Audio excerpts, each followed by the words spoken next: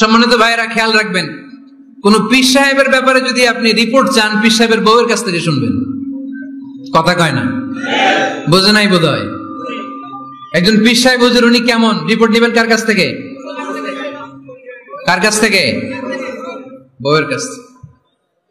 একজন বড় সাহেব, বড় নেতা, তার ব্যাপারে যদি রিপোর্ট পেতে চান, আমি কয়েকটা জায়গা বলে দিই, এই জায়গাগুলো থেকে রিপোর্ট নেবেন। 1 নাম্বার তার ড্রাইভার, 1 নাম্বার। 2 নাম্বার তার বাড়ির দারোয়ান, 2 নাম্বার। 3 নাম্বার তার খাদেম, 3 নাম্বার। 4 নাম্বার তার ঘরের কাজের মেয়ে, 4 নাম্বার। এদের কাছ থেকে আসল রিপোর্ট পাওয়া যায়, ঠিক কিনা?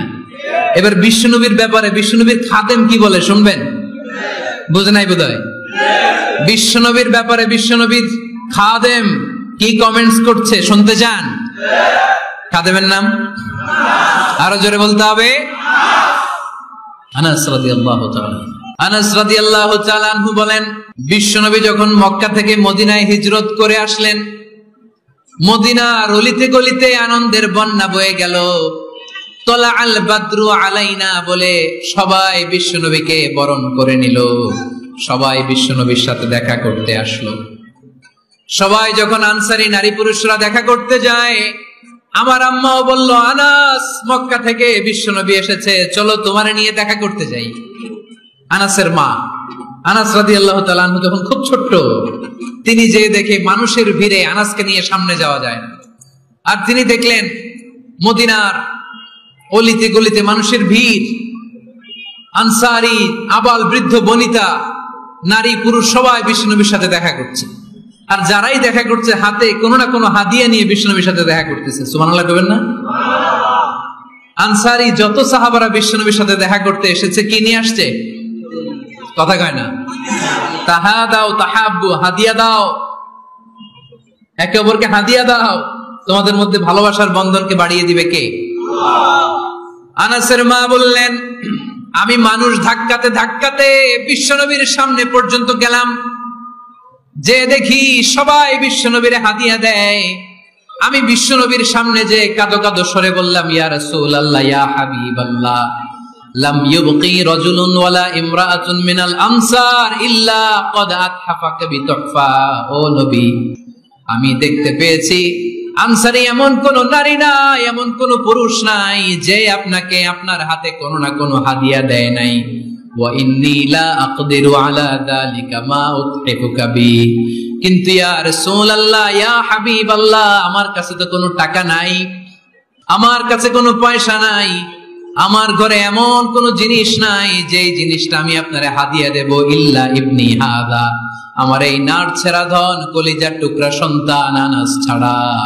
ও আখিরি জামানার পয়গম্বর, আমি আমার কলিজার টুকরা আনাসকে আপনারে হাদিয়া দিয়ে দিলাম। ইয়া রাসূলুল্লাহ, মদিনার আনসারী এমন কোন নারী পুরুষ কেউ তো বাকি নাই যে আপনাকে হাদিয়া দেয় নাই, সবাই তো হাদিয়া দিল। আনসারী এমন কোন নারী নাই, এমন কোন পুরুষ নাই যে আপনারে হাদিয়া দেয় নাই, কিন্তু আমার তো হাদিয়া দেওয়ার মতো কিছু নাই আমার এই কলিজার টুকরা আনাস ছাড়া। কি আর আমি করব, আমার কলিজার টুকরা আনাসকে আমি আপনার দরবারে হাদিয়া দিয়ে দিলাম। ইয়া রাসূলুল্লাহ, আমার ছেলেটারই আপনারা হাদিয়া দিলাম। খুদ হাদা ইয়াখদুমু কামা বাদালাক, আপনার যেই কাজ লাগবে, যেই খেদমতের প্রয়োজন, আপনার এই খেদমত করবে। ও নবী, আমি জানি আনাস আপনার বেশি খেদমত করতে পারবে না। আনাস আপনার মেসওয়াক এনে দিবে, অজুর পানি এনে দিবে, জুব্বা লাগলে জুব্বাটা এনে দিবে, ছোটখাটো কাজ করে আপনারে সাহায্য করবে। আমার কলিজার টুকরা সন্তানকে চিরকালের জন্য আমি আপনারে হাদিয়া দিয়ে দিলাম। আনাস রাদিয়াল্লাহু তাআলা আনহু বর্ণনা করছেন, আমি দাঁড়িয়ে দাঁড়িয়ে শুনছি আমার আম্মা বলছে আমি নাকি বিশ্বনবীর জন্য হাদিয়া। সুবহানাল্লাহ পড়েন। এবার খেদমত শুরু করলো সাইয়েদনা আনাস। ছোট্ট মানুষ কি আর করবে, কতটুকু খেদমত আর করতে পারবে? বিশ্বনবীর মেসওয়াকটা এনে দেয়। সুবহানাল্লাহ পড়েন।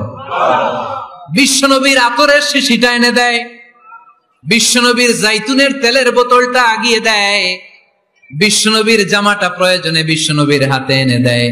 সাইয়েদনা আনাস বলেন, আমি 1 বছর নয়, 2 বছর নয়, 5 বছর নয়, 7 বছর নয়, 10 বছর বিশ্বনবীর খেদমত করেছি। ফামা দারাবানি, 10 বছরে একদিনও তিনি আমারে মারে নাই। সুবহানাল্লাহ। একদিন আমার গায়ে হাত তোলে নাই, হাত তোলা তো দূরের কথা, ওয়ালা সাব্বানি, কোনদিন গালি দেয় নাই, ওয়ালা আবাসা আলা ওয়াজহি, কখনো বিরক্তি সুরে ভ্রু কুঁচকে আমার দিকে বিশ্বনবী কোনদিন তাকায় নাই। সুবহানাল্লাহ পড়ে। কোনদিন আমার গায়ে হাত তোলে নাই। আরে হাত তোলা তো দূরের কথা, আমাকে ধমকি পর্যন্ত দেয় নাই। ধমকি দেয়া তো দূরের কথা, আমরা অনেক সময় বিরক্ত হয়ে ভ্রু কুঁচকাই না। এরকম বিরক্তি হলে আমরা কারোর প্রতি বিরক্ত হলে কি হয়? কপাল ভ্রু কুঁচকে ওঠে, ঠিক কিনা? সাইয়েদনা আনাস বললেন কোনদিন মারে নাই। খাদেম বলতেছে, খাদেম, বড় সাহেবের রিপোর্ট কার থেকে নিতে হয়? হয় খাদেম, নয় দারোয়ান, নয় ঘরের কাজের মেয়ে, তা না হলে ড্রাইভার। বিশ্বনবীর খাদেম বিশ্বনবীর ব্যাপারে কি কমেন্ট করছে? মা সাব্বানি ওয়ালা জারাবানি ওয়ালা আবাসা ফি ওয়াজহি। এই 10 বছরের খেদমতের জিন্দেগিতে কোনোদিন বিশ্বনবী আমারে মারে নাই, গায়ে হাত তোলে নাই। আরে হাত তোলা তো দূরের কথা, একটা ধমকও দেয় নাই। আরে ধমক দেয়া তো দূরের কথা, বিরক্তির সুরে ভ্রু কুঁচকে আমার দিকে কখনো তিনি তাকায় নাই। চিল্লায় বলো সুবহানাল্লাহ। আর আজকে মাইক পেলে মানবাধিকারের কর্মী কি সুন্দর কথা বলে, উইমেন রাইটস এর কথা বলে, শিশু শ্রম নিয়ে কথা বলে, আর বাড়িতে কাজের মেয়ের গায়ের মধ্যে খুন্তি, গরম খুন্তি পিঠের মধ্যে লাগিয়ে পিঠ ঝলসিয়ে দেয়। এরকম আছে না নাই?